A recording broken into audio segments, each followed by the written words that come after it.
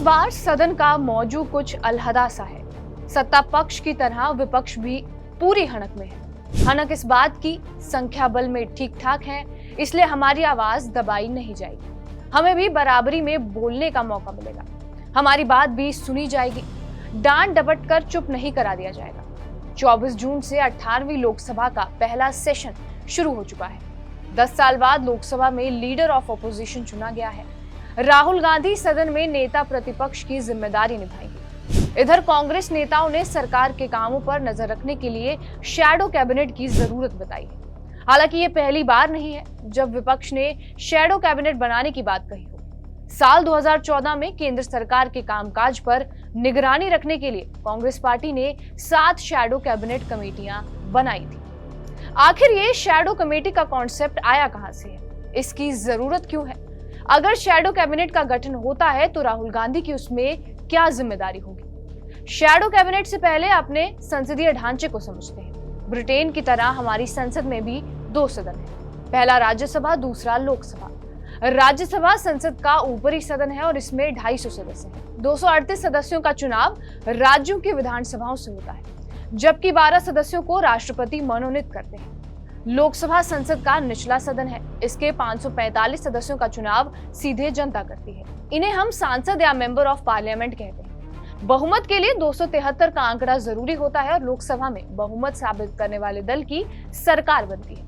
बहुमत दल का नेता देश का प्रधानमंत्री कहलाता है। प्रधानमंत्री अपने कामकाज के लिए कैबिनेट का गठन करता है। ये कैबिनेट तमाम जरूरी फैसले लेती है। इसी तरह शैडो कैबिनेट का कॉन्सेप्ट भी ब्रिटेन से लाया गया है। ब्रिटेन में विपक्ष का नेता शैडो पीएम कहलाता है। हमारी संसद की किताब में भी शैडो पीएम का जिक्र है, लेकिन इसे कभी अमल में नहीं लाया गया। इस बार राहुल गांधी को लीडर ऑफ ऑपोजिशन चुना गया है। अगर शैडो कैबिनेट बनाई जाती है तो राहुल शैडो पीएम बनेंगे। आसान भाषा में शैडो कैबिनेट का मतलब छाया मंत्रिमंडल है। जिस तरह इंसान की परछाई होती है जो शरीर के साथ साथ चलती तो है लेकिन खुद कुछ नहीं कर सकती, उसे हमेशा शरीर के हिसाब से ही रहना पड़ता है। ठीक उसी तरह शैडो कैबिनेट सरकार की परछाई होती है, जो सरकार के सामने विपक्ष की एक कैबिनेट होती है। वैसे तो ये इसके पास कोई फैसले लेने की शक्ति नहीं होती, लेकिन परछाई की तरह ही सरकार पर यह हर वक्त नजर रखती है। ये शैडो कैबिनेट संसद में आवाज भी उठाती है और जरूरत पड़ने पर सरकार का काम भी संभाल सकती है। शैडो कैबिनेट की व्यवस्था आमतौर पर कॉमनवेल्थ देशों में है। ऐसा इसलिए है क्योंकि इन देशों ने भी भारत की तरह संसदीय प्रणाली ब्रिटेन से ही ली है। इन देशों की संसद भी लगभग भारत की तरह ही काम करती है। फिलहाल ब्रिटेन के अलावा कनाडा, न्यूजीलैंड और ऑस्ट्रेलिया में शैडो कैबिनेट सिस्टम मौजूद है। अब समझिए लोकसभा में नेता प्रतिपक्ष या लीडर ऑफ ऑपोजिशन क्या होता है, इस पर कौन कौन सी जिम्मेदारियां होती हैं और संविधान से इसे कौन सी शक्तियां हासिल हैं। ब्रिटेन की तरह भारत में भी बहुमत वाली पार्टी सरकार बनाती है और बाकी सदस्य विपक्ष में बैठते हैं। विपक्षी पार्टी की तरफ से नेता प्रतिपक्ष यानी लीडर ऑफ ऑपोजिशन चुना जाता है। संसद की प्रैक्टिस और प्रोसीजर बुकलेट में लीडर ऑफ ऑपोजिशन का जिक्र भी है। लीडर ऑफ ऑपोजिशन के लिए एक जरूरी शर्त है। शर्त ये कि उस पार्टी के पास लोकसभा की कुल सीटों का 10% से ज्यादा सांसद होने चाहिए। लोकसभा में सीटों की संख्या 545 है, इसलिए जिस विपक्षी दल के पास 55 सांसद होंगे उस पार्टी का नेता लीडर ऑफ ऑपोजिशन कहलाएगा। इसी तरह राज्यसभा में भी नेता प्रतिपक्ष चुना जाता है। यहाँ ये जानना जरूरी है कि साल 1959 तक विपक्षी दलों ने लीडर ऑफ ऑपोजिशन नहीं चुना।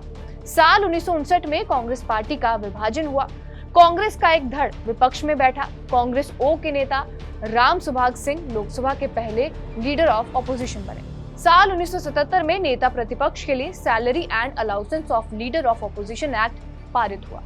इसमें बताया गया कि विपक्ष की सबसे बड़ी पार्टी का नेता लीडर ऑफ ऑपोजिशन बन सकता है, लेकिन 55 सदस्यों वाला ये नियम पहले मौजूद नहीं था। लोकसभा के पहले स्पीकर जीवी मावलंकर ने नेता प्रतिपक्ष बनने के लिए ये कोरम बताया था, जिसे 1998 में पार्लियामेंट फैसिलिटी एक्ट में शामिल कर दिया गया।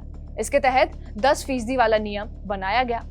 नेता प्रतिपक्ष संसद के साथ साथ कई अहम कमेटियों और आयोगों का भी सदस्य होता है। इनमें central vigilance commission, central information commission, राष्ट्रीय मानव अधिकार आयोग, लोकपाल और नेशनल जुडिशियल अपॉइंटमेंट कमीशन शामिल है।